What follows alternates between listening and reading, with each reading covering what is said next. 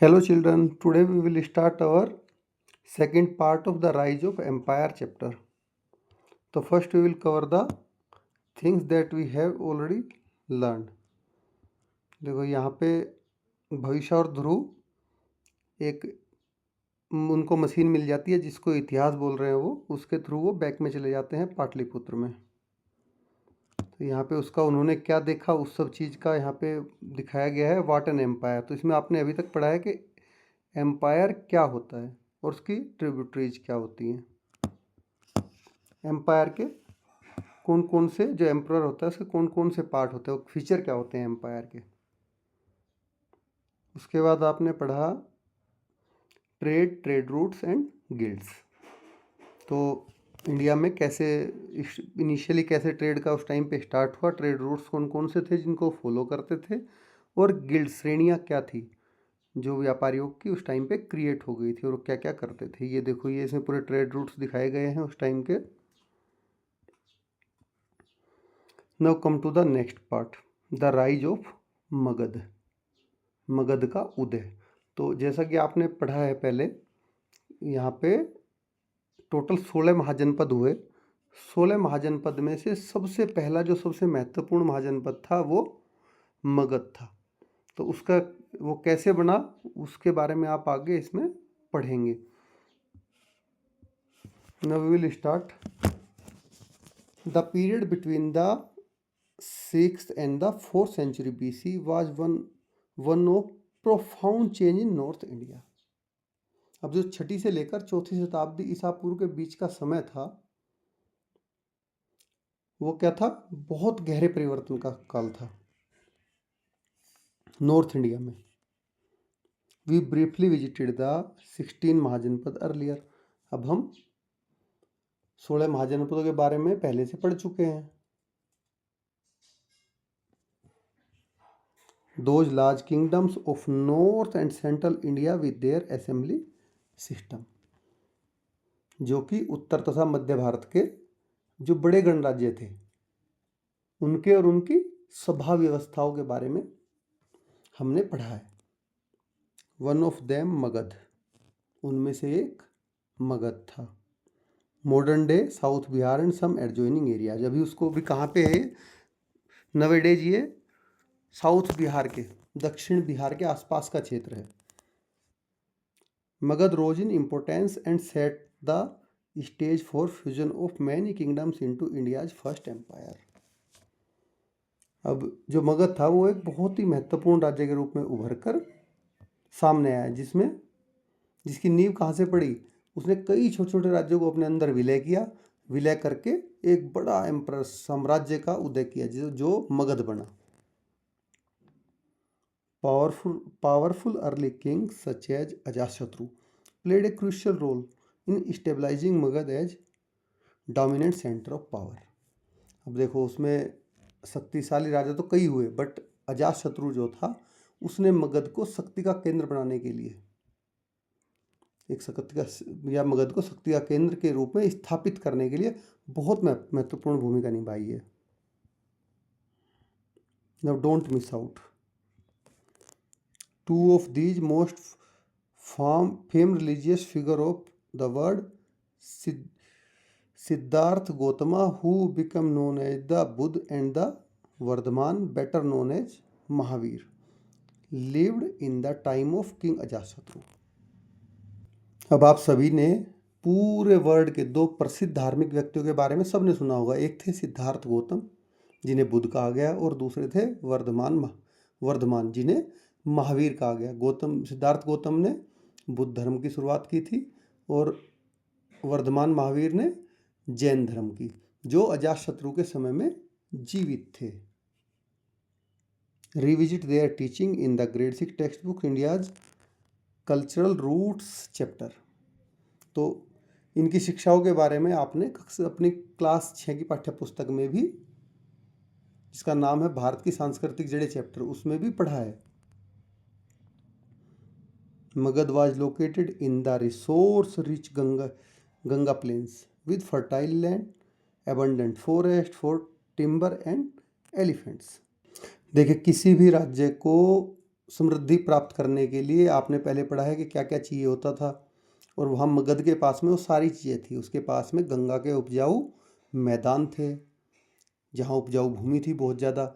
वहाँ पे बहुत ज़्यादा मात्रा में इमारती लकड़ी थी, लकड़ी प्रदान करने वाले वन थे, हाथी थे, हाथी जैसे। तो ये सब चीज़ें मिलाकर मगध को एक पूरा समृद्ध बनाती थी। Also remember how the use of iron transform other technologies such as agriculture and warfare. अब इसके साथ साथ जो लोहे के उपयोग की टेक्नोलॉजी बढ़ी थी उस समय में, उसने कृषि और युद्ध जैसी तकनीकों में बड़ा बदलाव लाया। Iron ore and other minerals from the nearby hilly regions proved crucial for the expansion of the kingdom. देखिए, आयरन ओर होता है लोहे का अयस्क, जिससे कि लोहे को प्योर फॉर्म में बनाया जाता है, निकाला जाता है। तो निकटवर्ती जो पहाड़ी क्षेत्र था उसमें लोहे के अयस्क और खनिज भरपूर मात्रा में थे, जिन्होंने राज्य के विस्तार में महत्वपूर्ण योगदान दिया। The use of iron ploughs to till the land increase agriculture produce and lighter and sharper iron weapons station the capabilities of army. अब जैसे मैंने बताया था कि लोहे के फाल बढ़ने लग गए हल्के। उससे क्या हुआ कि धरती की जुताई का काम बहुत तेजी से हुआ, ठीक है। और लोहे के तेज धार वाले हथियारों से सेना के लिए शस्त्र बनने शुरू हुए, जिससे कि उनकी युद्ध क्षमता को बहुत ज़्यादा पावरफुल बनाया, जिसने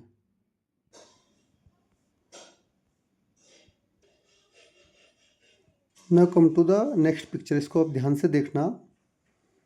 ये जो है दिखाई गई ये पट्टी है सांची के स्तूप की दिखाई गई है। तो पहले थोड़ा सा मैं सांची के स्तूप के बारे में आपको बता देता हूँ।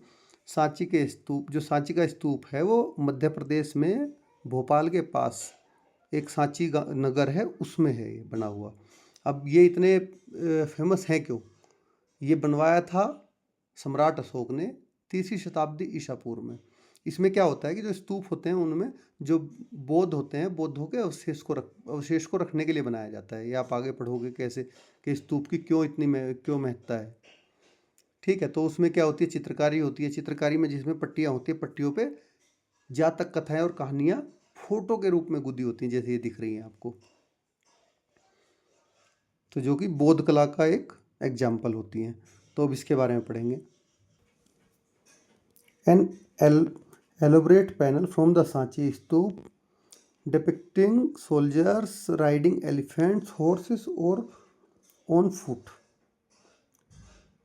weighing battle and laying siege to Kusinara, today Kushinagar, a city of North India, to recover relics of the Buddha seen carried away from an elephant in the left part of the panel। तो इसका पूरा क्या है कि जो उत्तर भारत में कुशीनारा नगर, जो अभी कुशीनगर नाम से फेमस है, कि कुछ लोग जिसमें कि पैदल हैं, घुड़सवार हैं, हाथियों पर सवार सैनिक हैं, वे कुशीनारा नगर की घेराबंदी कर रहे हैं और युद्ध कर रहे हैं, ठीक है। अब ये चीज़ जो सांची का स्तूप है उसकी पट्टी में दर्शाया गया है भोपाल में। तो इसका उद्देश्य क्या है? इसका उद्देश्य है बुद्ध के अवशेषों को पुनः प्राप्त करना। तो जो पट्टिका के इसमें है कि जो पट्टिका के बाएं भाग में एक हाथी है, उस पर इन्हें ले जाते हुए दिखाया गया है कि बुद्ध की स्तूप की जो बुद्ध के अवशेष हैं उनको हाथी पे रख के ऐसे ले जा रहे हैं और उसके लिए युद्ध कर रहे हैं।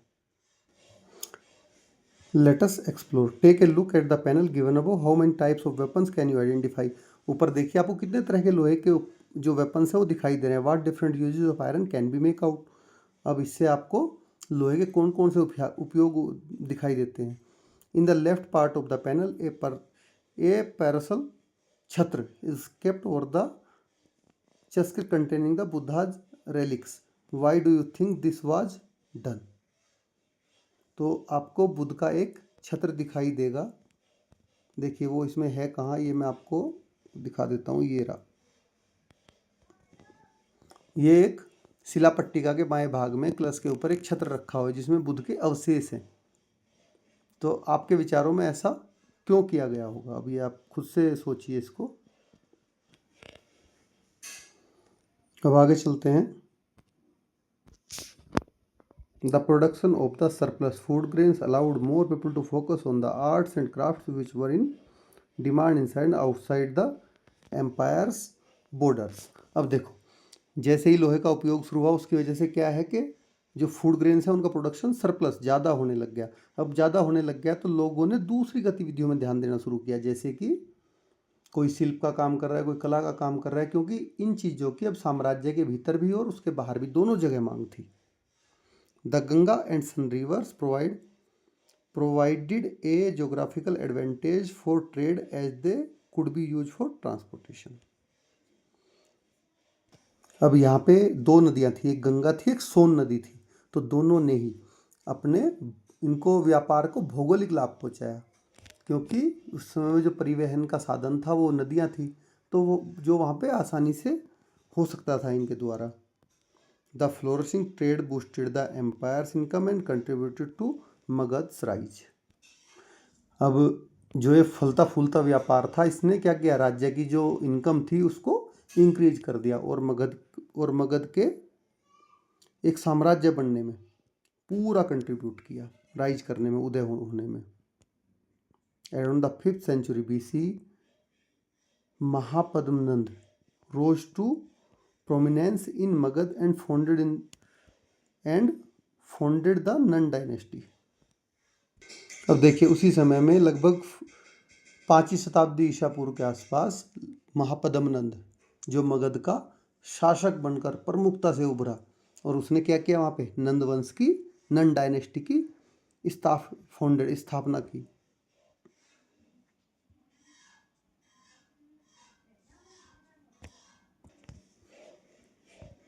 He successfully unified many smaller kingdoms and extended his empire across parts of eastern and northern India. अब उसने क्या किया कि जो आसपास के छोटे छोटे राज्य थे उनको सफलतापूर्वक अपने में मिला लिया और अपने राज्य का विस्तार पूर्व और उत्तर के हिस्सों की तरफ कर दिया। As the economy thrived, he began issued coin demonstrating his economic power. अब जैसे जैसे उनकी इकोनॉमी, अर्थव्यवस्था ने क्या फलना फूलना शुरू किया, इकोनॉमी ने ग्रो होना स्टार्ट किया, तो उन्होंने क्या सिक्के जारी करने शुरू कर दिए और उससे उनकी आर्थिक शक्ति का प्रदर्शन हुआ। We also learn from Greek accounts that the Nanda dynasty maintained a large army. अब हमें जो ग्रीक विवरण हैं उनसे पता चलता है कि नंदवंश के लोग बहुत बड़ी बड़ी सेनाएं रखते थे। और ये ग्रीक विवरण हमें कहाँ से मिले हैं, जो ग्रीस के लोग उस समय में भारत में आए रहे होंगे वो उन्होंने जो लिखा है, क्योंकि नंदों के समय में ही जब सिकंदर ने आक्रमण किया तब इसीलिए वो डर गए थे, सिकंदर की पूरी सेना, कि ठीक है भाई वहाँ पे एक नंदवंश का शासन है मगध में और वो बहुत बड़ी बहुत विशाल सेना उसके पास है, तो इसलिए उसके जो सैनिक थे सिकंदर के, उन्होंने आगे बढ़ने से इनकार कर दिया था। From various accounts of the Nand dynasty, it appears that its last emperor Dhananand, though very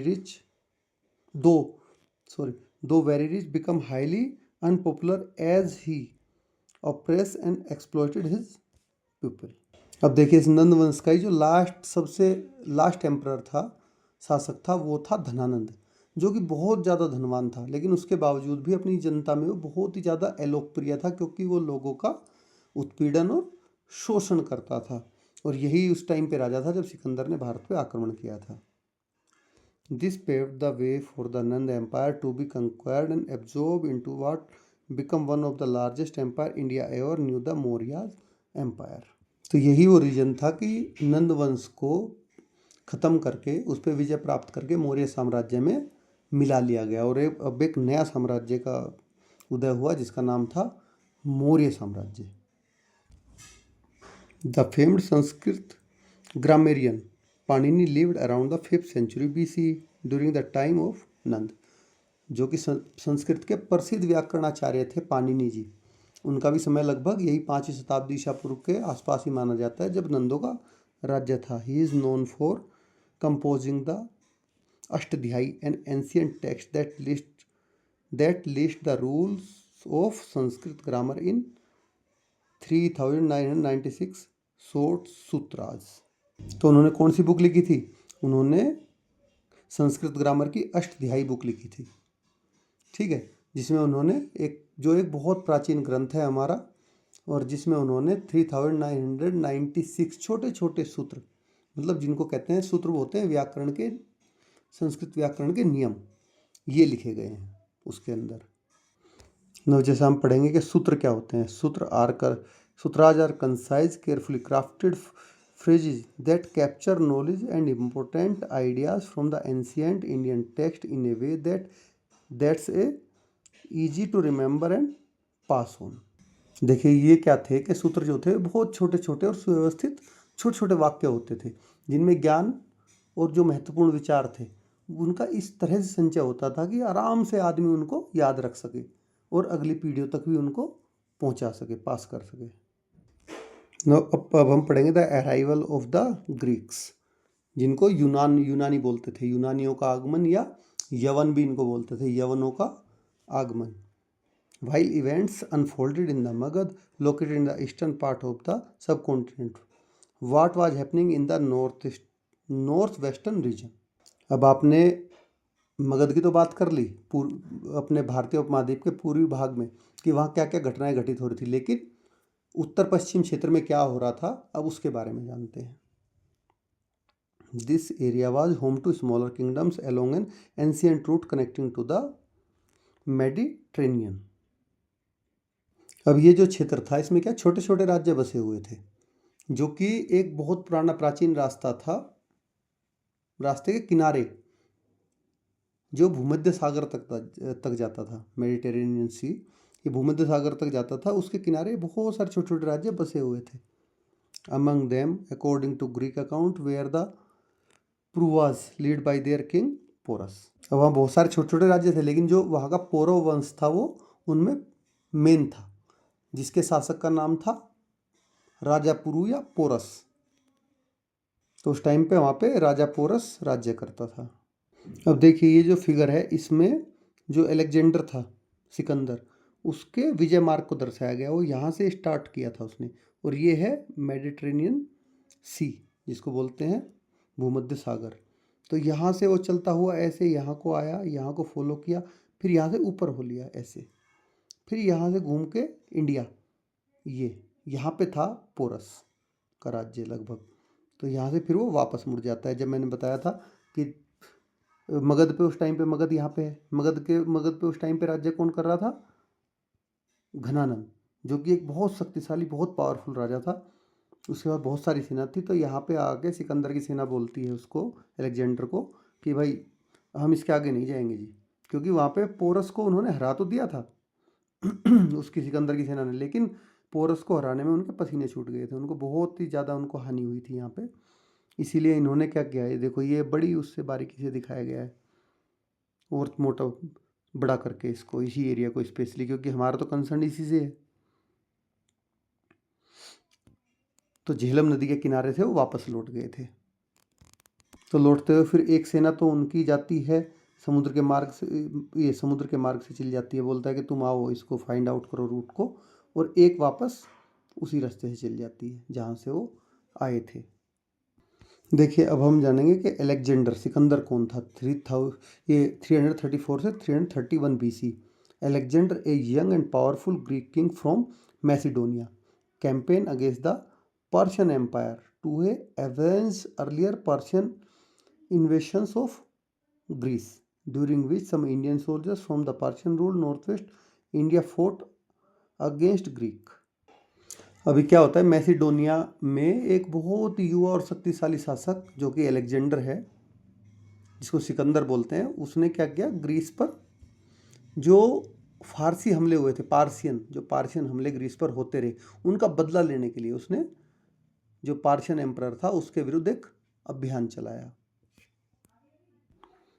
तो उसी टाइम में जैसे फारस यहाँ इंडिया के पास में था, वहाँ तक उसका राज्य फैला हुआ था, तो जो उसका उत्तर पश्चिम, भारत के उत्तर पश्चिम क्षेत्र में कुछ भारतीय सैनिक भी रह रहे थे, उन्होंने भी ग्रीक सेना के विरुद्ध लड़ाइयाँ लड़ी, जैसा कि मैंने बताया। Now Alexander conquered the Persian empire, the influence of Greek culture spread. अब अलेक्जेंडर ने क्या किया कि पार्शियनों को बुरी तरह से हरा दिया, और हराने के बाद में वहाँ पे जो ग्रीक संस्कृति थी, ग्रीक कल्चर था, उसका वो फैला वहाँ पे व्यापक रूप से। His empire now spread over the three continents, one of the largest in world history. अब उसका जो साम्राज्य था वो 3 महाद्वीपों में विस्तृत हो चुका था, 3 महाद्वीपों तक फैल चुका था, जो कि विश्व के इतिहास के सबसे बड़े साम्राज्यों में से एक था, इसलिए उसको विश्व विजेता बोलते हैं अलेक्जेंडर को।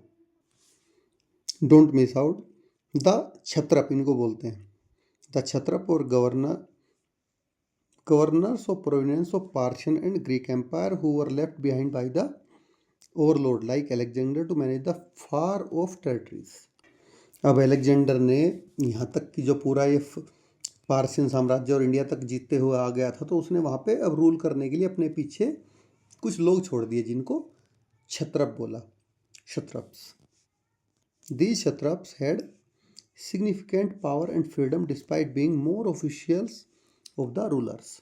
ये जो क्षत्रप थे वो थे तो केवल अधिकारी ही, लेकिन इस अधिकारी होने के बावजूद भी इनके पास में बहुत ज़्यादा महत्वपूर्ण शक्तियाँ और स्वतंत्रता थी। Can you guess how it was possible for them to exercise such power. तो क्या आप अनुमान लगा सकते हैं कि उनके लिए इतनी सारी शक्ति का प्रयोग करना कैसे संभव था। Think about it. Why do you think Alexander wanted to rule over the entire world. What would he have gain from it.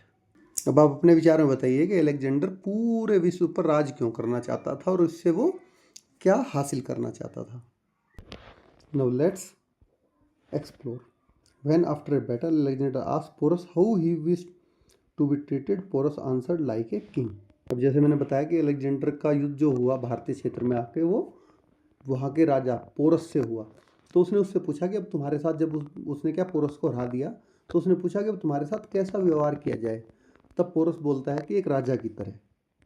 Alexander then left Porus at the head of his kingdom as kshatrapa. अब उसने क्या किया कि उसको एक क्षत्रप का राजा घोषित कर दिया कि ठीक है, तुम अपने राज्य को मेरे क्षत्रप के रूप में राज करोगे। With the help of your teachers find out more details about battle between Porus and Alexander. अब आप और ज़्यादा फाइंड आउट करो अपने टीचर की मदद से कि पोरस और सिकंदर के बीच में क्या बैटल हुआ, तो कहाँ हुआ, कैसे हुआ। चलो मैं बताता हूँ इसको आपको। सिकंदर और पोरस के बीच में झेलम नदी के किनारे युद्ध हुआ था, जिसे बैटल ऑफ हाइडेस्पीज भी कहा जाता है। और ये हुआ कब था, ये हुआ था 326 BC। ठीक है। सिकंदर जो पूरी दुनिया को जीतने के लिए निकला था, तो जब उसका सामना पोरस से होता है, तो पोरस की जो उसके साथ बहादुरी से पोरस लड़ा है, उसकी वीरता से बहुत ज़्यादा प्रभावित होता है। ठीक है। और उसके साथ दोस्ती करके अब उसका वापस उसका राज्य उसको दे देता है। और उसी का परिणाम था कि सिकंदर की सेना उसके बाद वहाँ से आगे नहीं बढ़ पाई। बोली कि ठीक है, जब यहाँ पे ये पोरस है, छोटा राजा है, यही हमें इतनी कड़ी चुनौती दे रहा है, तो आगे तो धनानंद बैठा है जो कि मगध का पूरे भारत का सबसे शक्तिशाली ताकतवर राजा है, तो उसका सामना कैसे करेंगे हम। Enact a play of this battle scene using imagination. ये सब चीज़ें आप देख लेना। अब back in Persia Alexander face rebellions and political turmoil. अब जब वो वापस जाता है अलेक्जेंडर, तो वहाँ पे क्या है, वो विद्रोह का और राजनीतिक उथल पुथल का सामना करता है। After he fell ill and died in Babylon at the age of 32। His immense empire was soon divided between his generals and the kshatrapas who created their own kingdom. अब वो क्या, वहाँ जाके बीमार हो जाता है और 32 ईयर्स की बहुत छोटी एज में ही वो उसका निधन हो जाता है। अब उसका जो बहुत बड़ा साम्राज्य था, उसके सेनापति और जो क्षत्रप थे, उनके बीच में विभाजित हो गया, जिन्होंने उस पर अपना अब स्वतंत्र राज्य स्थापित कर लिया। नाउ कम टू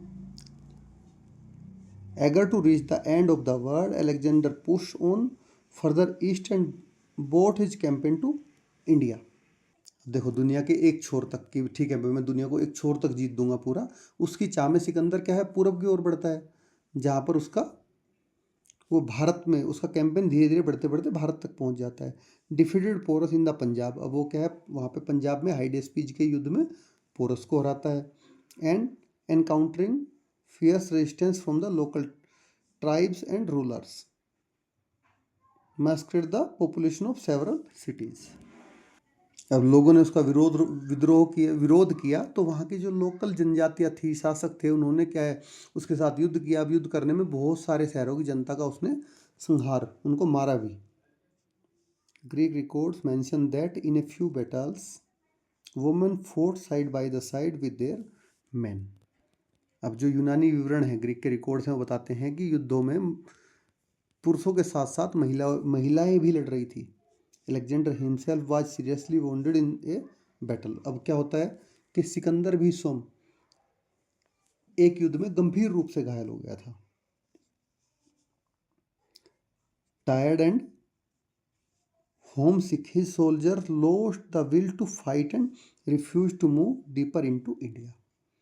अब जो बहुत दूर तक लड़ते लड़ते उसके सैनिक आए थे वे थक गए थे, उनको घर की याद सताने लग गई थी। अब उन्होंने आगे बढ़ने से, इंडिया में आगे बढ़ने से मना कर दिया towards the Gangetic river, Ganga नदी की तरफ। Alexander and part of his army retreated to Persia, but through the coastal route in the south and Iran's harsh desert region, resulting in heavy loss to his troops out of thirst, hunger and disease. अब वो आए तो थे जमीन के रास्ते, लेकिन उन्होंने वापस जाने का रास्ता क्या अपनाया कि ठीक है भाई अब समुद्र के किनारे से वापस जाते हैं, एक एक बहुत बड़ी टुकड़ी।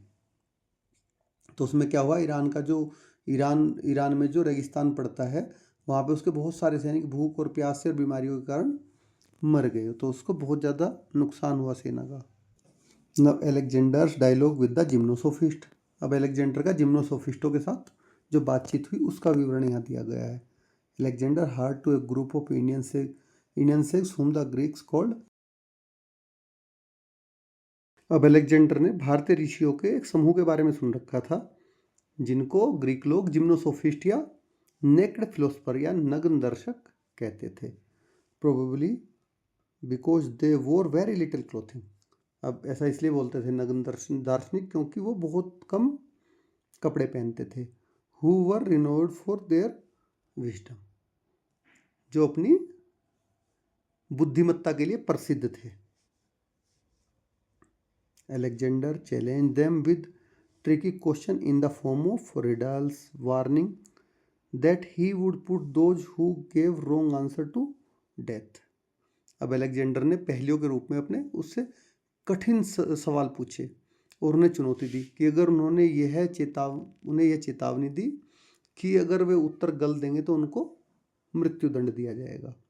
However, the gymnosophists respond to his questions calmly and intelligently. जबकि जो जिम्नोसोफिस्ट थे उन्होंने क्या किया, बहुत ही शांति और बुद्धिमत्ता से उसको उत्तर दिया। Alexander was impressed and in the end spared them all. अब अलेक्जेंडर उनके जो आंसर थे उनसे बहुत इम्प्रेस हुआ और उनको सबको छोड़ दिया बाद में। Over the centuries different versions of this story have been told, making it one of the most fascinating encounters in history. अब जो देखो सदियों से जो ये घटना हुई है इसके बहुत सारे अलग अलग संस्करण प्रचलित हैं, जिसे इतिहास की रोचक दार्शनिक घटनाओं में से एक बनाती है जो इसे। Now, according to one account, Alexander asked which is stronger, life or death. तो एक विवरण के अनुसार उनसे अलेक्जेंडर क्या पूछता है कि जीवन या मृत्यु में कौन अधिक शक्तिशाली है। One of the sage replied life because it endures while death does not. अब उनमें एक बोलता है कि जीवन है क्योंकि वह लंबा है, जबकि मृत्यु तो होगी बस खत्म हो जाती है उसके बाद में। Alexander then ask how can a man be most love. वो अगला सवाल करता है कोई व्यक्ति सबसे ज़्यादा प्रिय कैसे हो सकता है। If he is most powerful and yet does not inspire fear.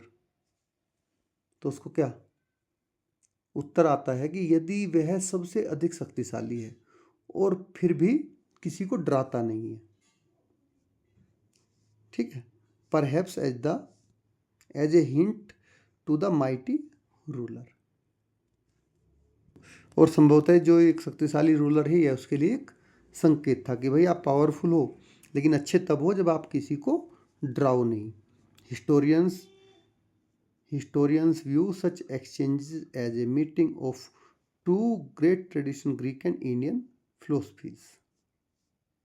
अब जो इतिहासकार हैं इस बातचीत को वे क्या देखते हैं कि ग्रीक और भारतीय दर्शन के बीच में एक महान बौद्धिक संगम के रूप में, कि भाई ठीक है, इन दोनों के बीच में विचारों का आदान प्रदान अच्छे से हुआ।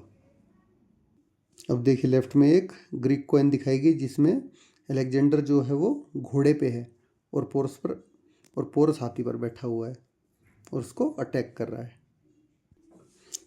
The mighty Mauryas. अब हम वापस से मगध की ओर चलते हैं। After that brief sojourn to the north west let us return to Magadha. चलो वापस मगध पे आ जाते हैं नॉर्थ ईस्ट की यात्रा करके। Where we witness the decline of the Nanda empire, जहाँ पे हम नंद एम्पायर के डिक्लाइन, उसके पतन को देख रहे थे। Around 321 BC, just a few years after Alexander left India with his army, a new dynasty and a new empire emerge.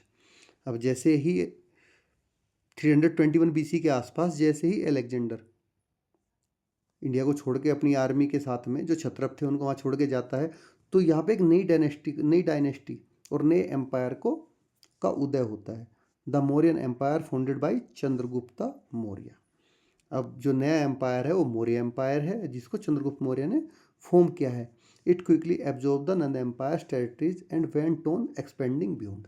अब इसने क्या किया कि जितनी नंद एम्पायर की जो टेरिटरी थी वो तो इसकी हो ही गई, उनको तो इसने ले ही लिया, बट उसको उसके बियॉन्ड भी एक्सपेंड किया।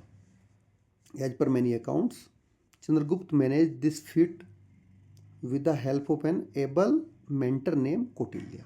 अब देखो वापस कौटिल्य का नाम आ गया। अब ये जितना भी ये उसने मैनेज किया, इतनी दूर तक फैलाया और सब कुछ इसको अपने अंडर में लिया, वो सारा किसके मेंटरशिप में किया उसने? कौटिल्य की, क्योंकि उसको जो ज्ञान देने वाला था वो कौटिल्य था। Who use his knowledge to politics, जिसने अपना ज्ञान पॉलिटिक्स के लिए यूज किया। Governance and economics to create an empire that remains one of the greatest Indian history. अब मौर्य साम्राज्य को भारतीय इतिहास का सबसे महान और शक्तिशाली साम्राज्य बनाने के पीछे जो क्या क्या चीज़ें चाहिए थी? पॉलिटिक्स चाहिए थी, गवर्नेंस चाहिए थी और इकोनॉमिक्स चाहिए थी। वो सारी चीज़ें कौटिल्य ने प्रोवाइड की थी। तो चलो अब इस कौटिल्य को जान लेते हैं। द स्टोरी ऑफ कौटिल्य कौन थे? According to Buddhist text, Kautilya sometimes referred to as Chanakya or Vishnugupta, was a teacher at the world renowned Takshashila, modern day Takshashila university. तो कौटिल्य कौन था कि जो बुद्धिस्ट थे उनके अनुसार वो चाणक्य या विष्णुगुप्त, दो नाम थे उनके, कभी उनको चाणक्य बोलते थे, कभी विष्णुगुप्त बोलते थे। और जो कि विश्वविख्यात तक्षशिला विश्वविद्यालय था जो कि अभी वर्तमान में तक्षशिला है, उसके आचार्य हुआ करते थे, teacher. His legendary tale begins in the court of Dhanananda, who as we show he had become highly unpopular।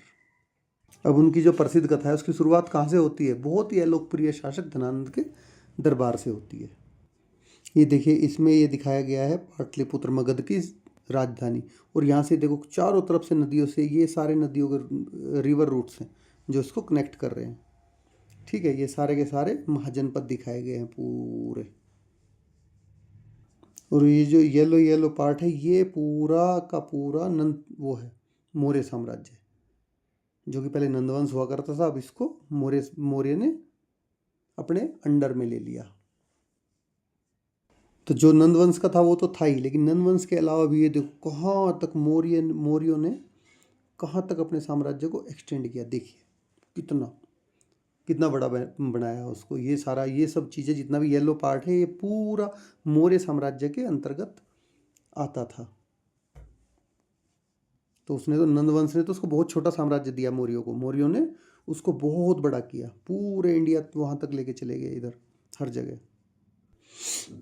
Observing this, Kautilya advised Dhananand to change his ways to witness the collapse of his और witness the collapse of his empire. अब कौटिल्य ने उसको धनानंद को परामर्श देता है कि अपने जो शासन के तौर तरीके हैं उनको वो बदल ले, अन्यथा अपने साम्राज्य का पतन देखने के लिए तैयार हो जाए।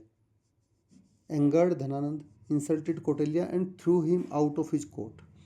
अब धनानंद ने क्रोधित होकर कौटिल्य का अपमान किया और अपने दरबार से उसको बाहर निकाल दिया। This lead to Kautilya's vow to end the evil Nanda rule.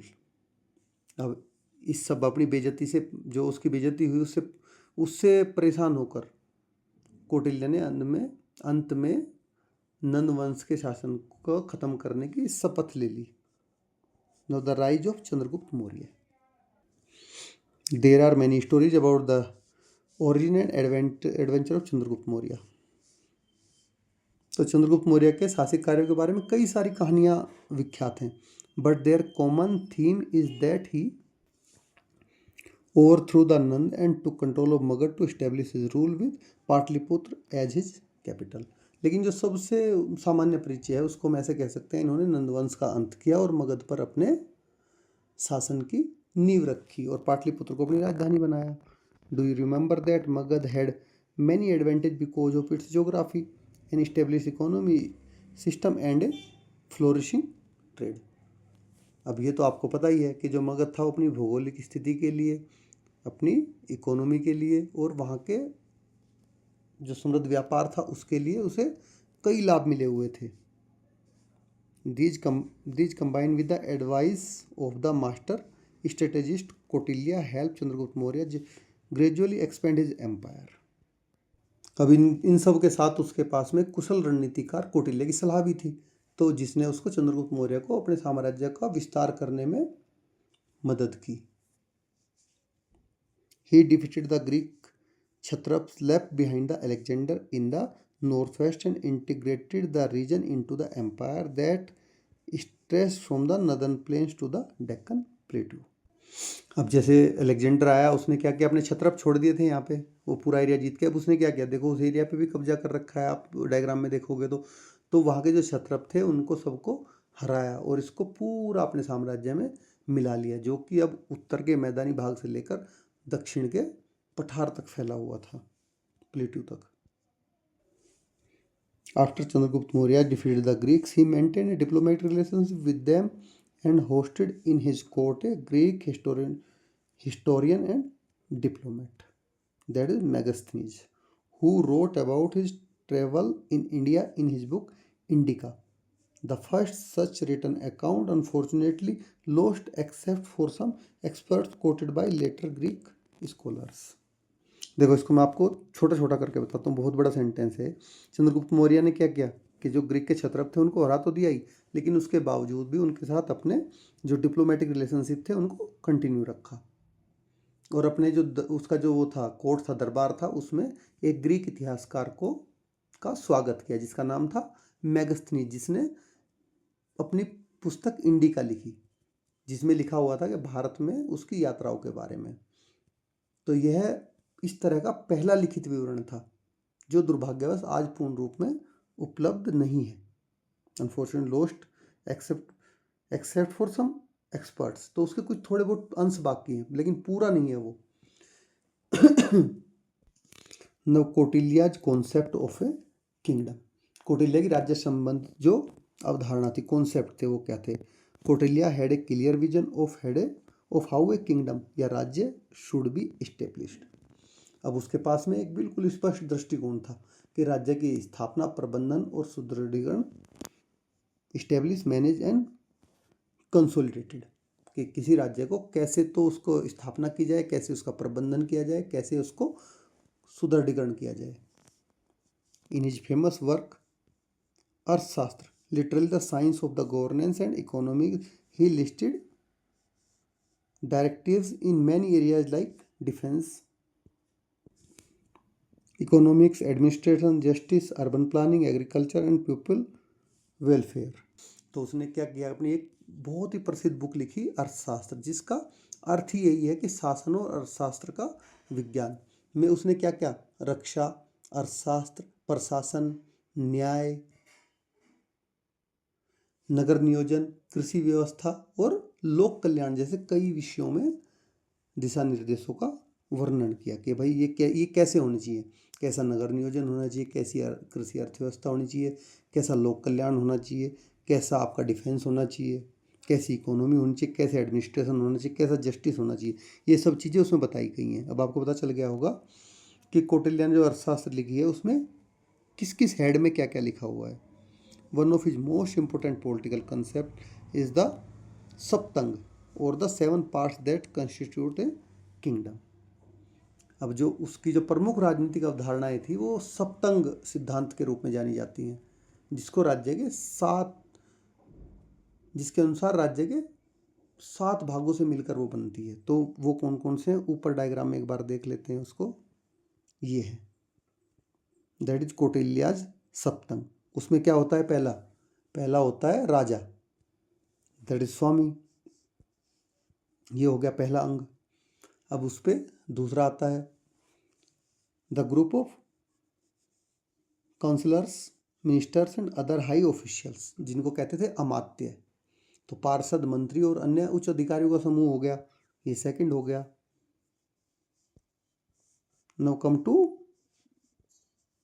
Third one, the fortified town and cities, जिनको कहते थे दुर्ग। तो किलेबंद कस्बे और नगर, जिनको दुर्ग कहते हैं। The territory of the states along with the population inhabiting it, that is called janapadas. अब राज्य क्षेत्र या उसमें निवास करने वाली जनसंख्या, जिनको जनपद कहते थे। Now come to the treasury or the wealth of the kingdom, kosha. ये होता था कोष, जिसको राजकोष या राज्य की संपत्ति कहते थे। Now come to next, the force or defence and law order, that is danda. अब रक्षा और कानून की व्यवस्था की शक्तियां, जिसको दंड कहते थे। और द एलाइज, जिनको मित्र कहते थे।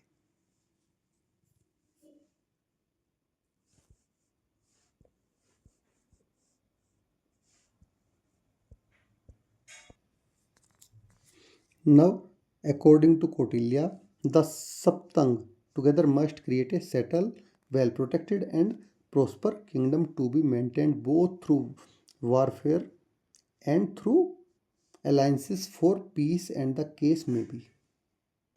अब कौटिल्य क्या कहता है कि सप्तंग को एक साथ मिलाकर एक व्यवस्थित, सुरक्षित और समृद्ध राज्य की स्थापना हमें करनी चाहिए, ताकि राज्य के सामने कैसी भी स्थिति आए, चाहे वो शांति की हो, युद्ध की हो, शांति की हो, सब में वो अपने जो उसके एलाइज होते हैं, गठबंधन होते हैं, उनको बनाए रखे। ऐसा नहीं कि युद्ध आया तभी अपने एलाइज को याद करे, तो उस टाइम में वो साथ देंगे नहीं। तो अपने एलाइज को, गठबंधन को हमेशा बनाए रखना चाहिए। He emphasize the importance of law and order in society. अब वो क्या करता है कि जो वहाँ पे समाज में कानून व्यवस्था है उस पर बहुत ज़्यादा एम्फेसाइज करता है, बल देता है। विच नेसेसिटेड ए स्ट्रॉन्ग एडमिनिस्ट्रेटर, जिसके लिए एक बहुत ही सशक्त प्रशासन की जरूरत होती है। He also detailed many law to deal with corruption and specified punishment for all activities that went against the well being of the people. अब उसने क्या किया, भ्रष्टाचार तो हर जगह रहता है, ये भ्रष्टाचार से निपटने के लिए बहुत सारे कानून का विवरण भी इसमें दिया, और लोगों की भलाई के लिए किए जाने वाले, भलाई के विरुद्ध किए जाने वाले किसी भी कार्य के लिए सजा का प्रावधान कर दिया। Think about it, Kautilya says, Kautilya कहते हैं, a king shall increase his power by promoting the welfare of his people, कि राजा को अपनी प्रजा कल्याण को बढ़ावा देकर अपनी for power comes from the, अपनी ताकत को बढ़ाना चाहिए। For power come from the country side which is the source of all economic activities. तो जो राजा की जो शक्ति होती है वो कहाँ से आती है, वो अपने नागरिकों से आती है, क्योंकि जो वे आर्थिक गतिविधियां कर रहे हैं वही उसका स्रोत है। The king shall show special favor to those in the countryside who do things which benefit the people, such as building embankment or road or bridges, beautifying villages or helping to protect them। अब राजा को ये बोल रहा है कि उनको विशेष special favour करना चाहिए जो लोग लाभ पहुंचाते हैं अपने कार्यों से, जैसे कि कोई तटबंध बना रहा है, सड़क पे पुल बना रहा है, गाँव का ब्यूटिफिकेशन कर रहा है, या फिर रक्षा करने में मदद कर रहा है। तो इनको सबको स्पेशल फेवर्स राजा को करना चाहिए। Why why do you think it was the important to take special care of the country side? अब आप ऐसा क्यों सोचते हो कि कंट्री साइड की जो ग्रामीण है, ग्रामीण क्षेत्र हैं, उनकी उसको महत्वपूर्ण ध्यान क्यों रखना चाहिए? Kautilya's central philosophy of governance is attuned with the Indian values. अब जो कौटिल्या की जो सेंट्रल फिलोसफी है ना, वो भारतीय मूल्यों के अनुरूप है। In the happiness of his subject lies the Kings happiness. अपने प्रजा की प्रसन्नता में ही राजा की हैप्पीनेस है। उसकी प्रजा हैप्पी है तो राजा भी हैप्पी रहेगा। In their welfare his welfare, और उनके भले में ही राजा का भला है। He shall not consider a good only that which please him, but treat as beneficial to him whatever please be subject. अब ये बोल रहा है कि राजा को वही अच्छा नहीं लगना चाहिए जो उसको खुश करे, बल्कि उसको वो काम करना चाहिए जो पूरी प्रजा जिससे खुश रहे और पूरी प्रजा के लिए जो लाभदायक हो। In other words, however powerful a king may be, he must give first place to the people's interest. तो दूसरे शब्दों में कहें तो राजा चाहे कितना भी शक्तिशाली, पावरफुल क्यों ना हो जाए, उसे हमेशा ऑलवेज जो उसके पीपल्स हैं, प्रजा है, उसके जो इंटरेस्ट, हित हैं, उनको प्रायोरिटी देनी चाहिए always. Let us explore organize a group discussion, ये आप खुद से करेंगे। Now the king who choose peace, अब शांति का चयन करने वाला राजा। Another king of Maurya dynasty was Ashoka. अब मौर्य साम्राज्य था, उसका एक और राजा होता है जिसका नाम था अशोक, जो कि 268 से 232 BCE तक जिन्होंने राज किया। Chandragupta's grandson who came to be credited with major administrative and religious achievements. अब ये कौन था? चंद्रगुप्त मौर्य का ग्रैंडसन था, जो कि अपनी धार्मिक दृष्टि से, प्रशासनिक और धार्मिक दृष्टि से उसने बहुत सारी महत्वपूर्ण उपलब्धियों को प्राप्त किया। At the beginning of his rain, अपने शासन के आरंभिक काल में, अशोक वाज क्वाइट एम्बिशियस, वो बहुत महत्वाकांक्षी था। He had inherited a vast empire but further expanded it to cover almost the entirety of the Indian subcontinent except for the southernmost region but include parent। यहाँ तक करते हैं पहले। अब उसको क्या है कि विरासत में मिला था बहुत बड़ा साम्राज्य अपने पूर्वजों से, लेकिन उसने क्या किया, जिसमें दक्षिण के कुछ भाग छूटे हुए थे, अदरवाइज उसको बहुत बड़ा साम्राज्य उपमहाद्वीप का अपने विरासत में मिला। अब but including present day Bangladesh and Pakistan and parts of present day Afghanistan. उसमें सदर्न इंडिया के कुछ पार्ट नहीं थे, लेकिन उसमें अभी जो वर्तमान का बांग्लादेश है और पाकिस्तान है और अफगानिस्तान है, उसके कई सारे पार्ट्स उसमें सम्मिलित थे। One encounter however it's said to have change the path of his life. अब जैसे राज्य विस्तार की प्रक्रिया अपना रहे थे, तो उसमें क्या उन्होंने बहुत लोगों के साथ युद्ध किया, बहुत सारे जो आसपास के साम्राज्य थे, तो एक युद्ध ने उनके जीवन की पूरा जो पाथ ऑफ लाइफ है उसको चेंज कर दिया। According to the one of his edict, his once march on Kalinga, modern day Orissa. तो अब देखेंगे एडिक्ट। सबसे पहले एडिक्ट क्या होता है? एडिक्ट होता है an official declaration issued by authorities और अवर कैसे किंग। देखो, कोई अथॉरिटी है या कोई राजा है जो उसको किसी चीज़ को कहीं पे लिखवाता है, कोई कुछ चीज़ पास करता है। यहाँ पे एडिक्ट के लिए बोला गया शिलालेख, क्योंकि वहाँ पे उस टाइम में राजा क्या थे कि पत्थर गड़वाते थे और पत्थरों पे लिखवा देते थे कि भाई ये मैंने कहा है कि अब ये चीज़ें कन्फर्म है कि राजा ने बोली है, भाई सबको माननी है, सबको करना है, ऐसा हुआ था कोई विवरण। तो उन्होंने उनका एक ऐसे ही शिलालेख लिखा हुआ था, एडिक्ट्स, जिसमें लिखा गया था, जिसमें कलिंग पर उसने आक्रमण किया महाराजा अशोक ने, और उसके साथ जो भयंकर लड़ाई हुई उसके बारे में लिखा गया था। वेयर ही वेग a ferocious war, seeing the enormous amount of death and destruction on the battlefield, Ashok chose to give up and violence, and to greatest extent possible adopt the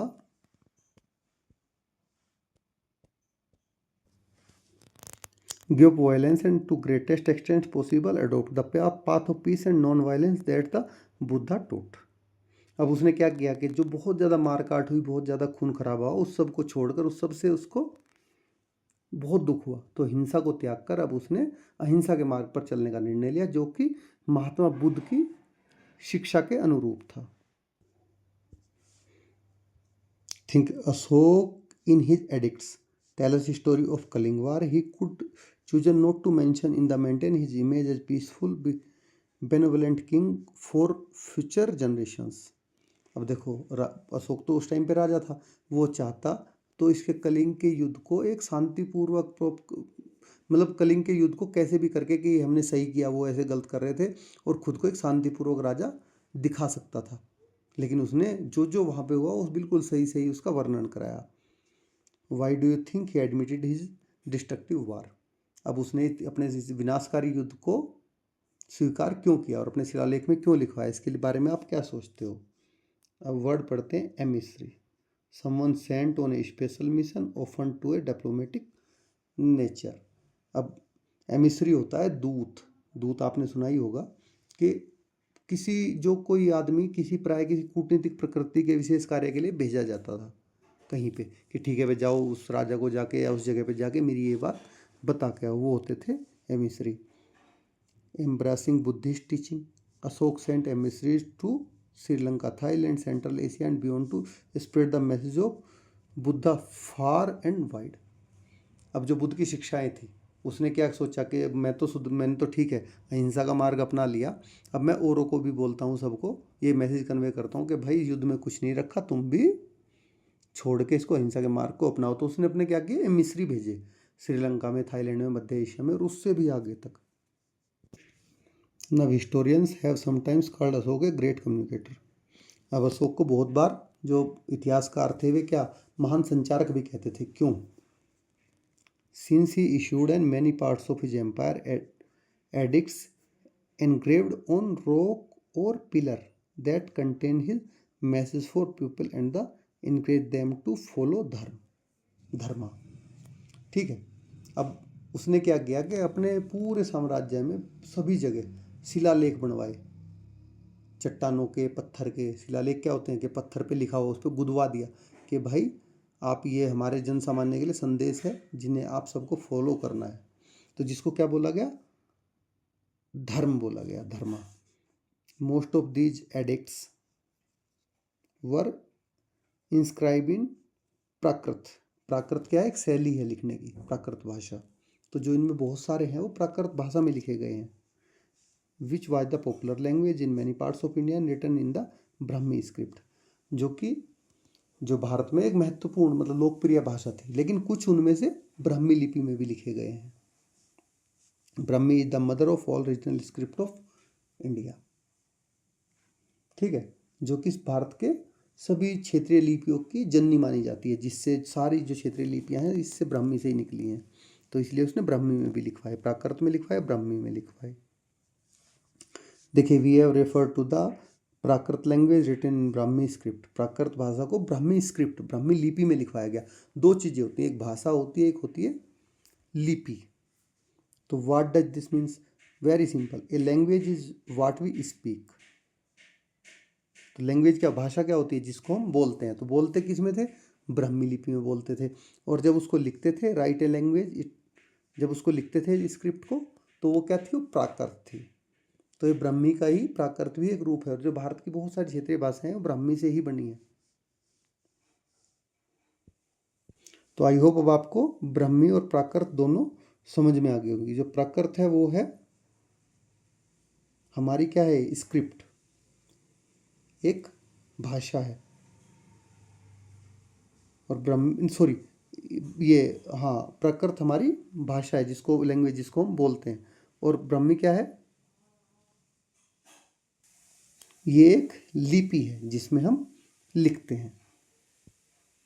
ये देखिए, ये सब जगह दिखाई गई हैं जहाँ पे उन्होंने किस किस तरह के, नीचे दिया गया है कि मेजर रॉक एडिक्ट्स हैं, माइनर रॉक एडिक्ट्स हैं, या फिर आगे और सारे अलग अलग तरह के कहाँ कहाँ उन्होंने बनवाए हैं, या पिलर एडिक्ट्स हैं, माइनर पिलर एडिक्ट्स हैं, केव इंस्क्रिप्शन है, तो गुफाओं में भी लिखवाया है बहुत सारी में, ये सब इसमें दिया गया है।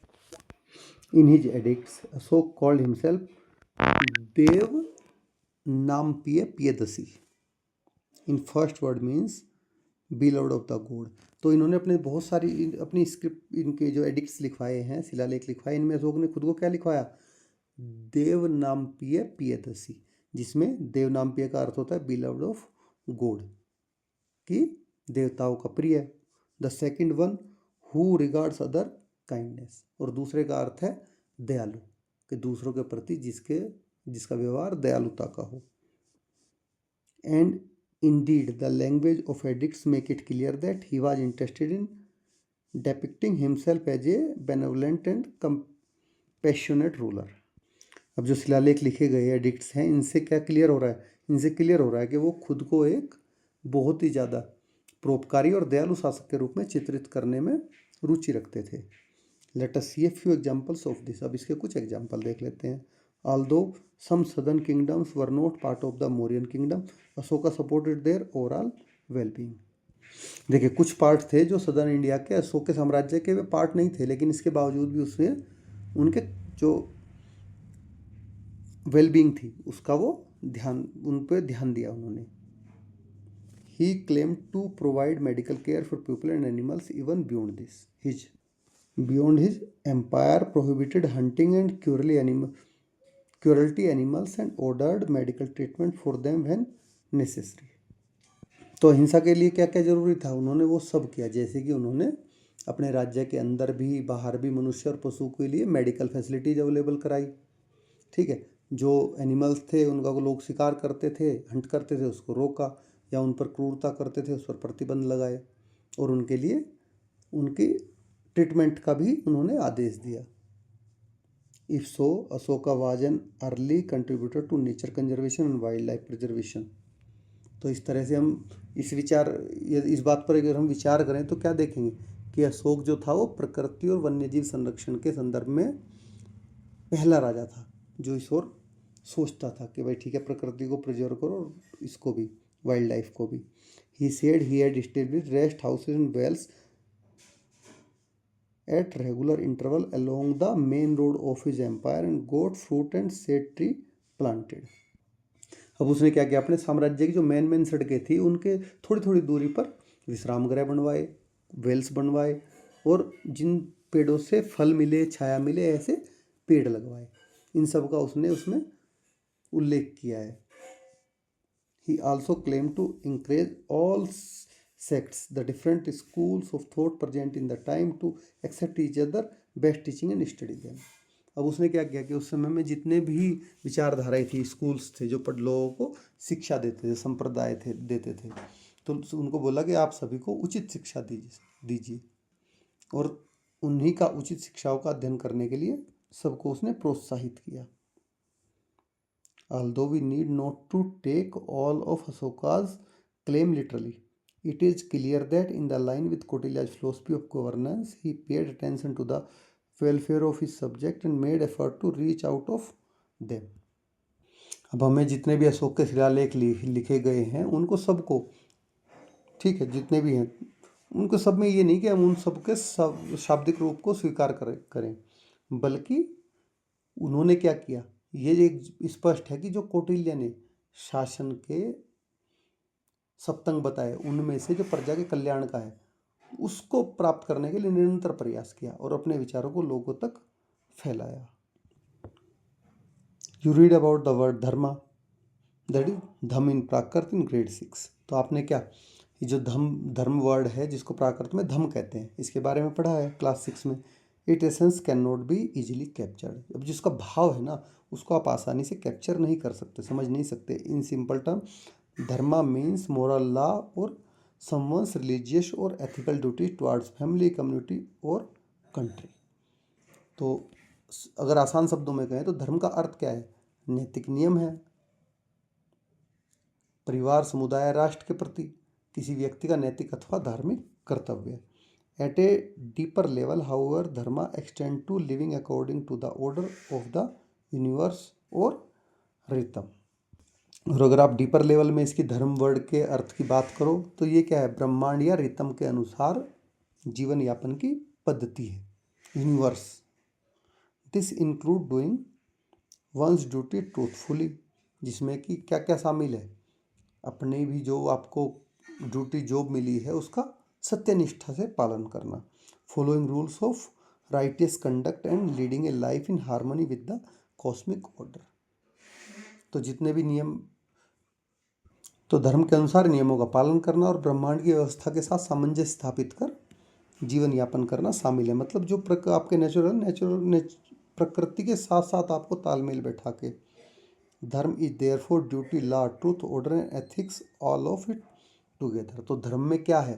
कर्तव्य है, नियमों का पालन है, सत्य है, व्यवस्था है और नैतिकता, सब कुछ है इसमें एक साथ।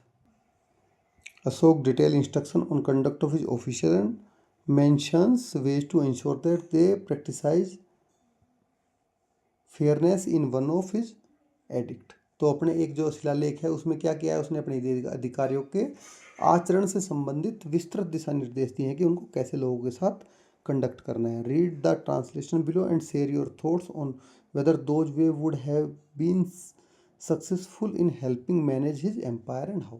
तो अब आप इसको पढ़िए, नीचे जो दिया गया है और उसमें समझिए कि उसके साम्राज्य के प्रबंधन के लिए क्या ये सहायक सिद्ध हुए होंगे और कैसे। By order of the beloved of the god, the officers and city magistrates are to be instructed thus. अब जो उन्होंने अपना नाम बोला है, देवनाम पिए के आदेश अनुसार उन्होंने लिखा है कि जो अधिकारी हैं और नगर के न्याय अध्यक्ष हैं उनको यह निर्देश दिया गया है कि you are in charge of many thousand of living being. तुम बहुत सारे प्राणियों के ऊपर नियुक्त किए गए हो। You should gain the affection of man. तुम्हें मनुष्यों का स्नेह अर्जित करना है, affection. All mens are my children. सब मेरी संतान है। And just I desire my children that they should obtain welfare and happiness both in the world and the next. वो क्या बोल रहा है कि जो जितने भी मनुष्य हैं वे सब मेरी संतान है और मैं चाहता हूँ कि मेरी संतान इस लोक में या दूसरे लोक में, दोनों में सुख की प्राप्ति करें। The same do I desire for all man. और ऐसा मैं सभी मनुष्यों के लिए कामना करता हूँ। You should strive to practice impartially. तो तुम्हें इसके लिए क्या करना है? निष्पक्षता से न्याय करना है, इम्पार्शियल होकर। The root of all this is to even tempered and not race in your book, in your work. तो इन सब का जो मूल है वो क्रोध को त्याग करना है, गुस्से को, और धैर्य का पालन करना है। This inscription has been engraved here in order that the city magistrate should at all times see it that men are never imprisoned or tortured with good reason, without good reason। अब इसमें बोला गया है कि जो न्याय के नगर के न्याय शासक हैं उन्हें हमेशा सावधान रहना चाहिए कि मनुष्यों को कभी भी बिना कारण के उनको टॉर्चर न किया जाए और इम्प्रिजन मतलब कैद में न डाला जाए जब तक कि एक बहुत बड़ा कोई इसके पीछे रीजन ना हो। And for this purpose I shall send out on tour every 5 years। अब इस उद्देश्य की पूर्ति के लिए मैं क्या करूँगा? हर 5 वर्ष में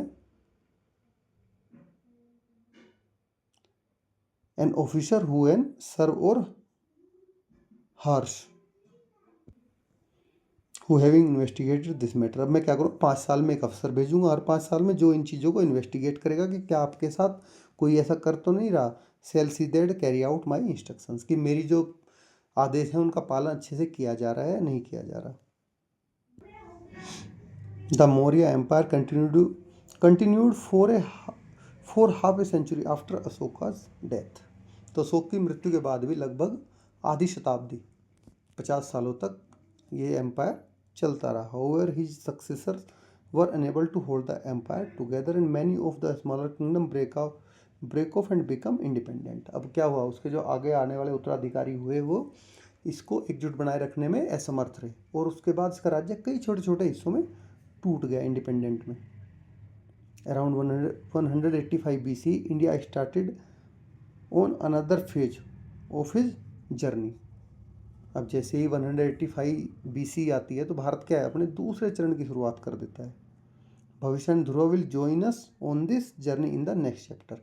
तो वो जर्नी कौन सी होती है कि जो मौर्य साम्राज्य है वो ख़त्म हो जाता है और मौर्य डायनेस्टी और दूसरी डायनेस्टी वहाँ पे आती है। अब वो अपने हिसाब से काम करेगी, तो इसको हम नेक्स्ट उसमें पढ़ेंगे क्योंकि चैप्टर बहुत बड़ा है, अच्छे से समझाने में इसमें समय लगता है।